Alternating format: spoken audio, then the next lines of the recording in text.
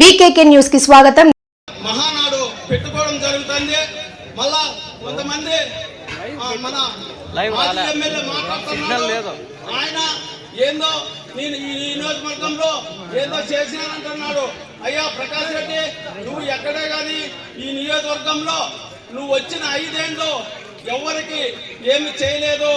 మళ్ళా కూటమి ప్రభుత్వం వచ్చిన తర్వాత ఎస్సీ ఎస్టీ బీసీ మైనార్టీలకి పెద్దపీఠం వేసింది తెలుగుదేశం పార్టీ.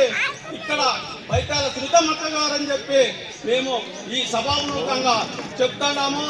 అదే సూపర్ 6 లో ఎన్నో పథకాలు మనము ఆ రోజు చెప్పడం జరిగింది.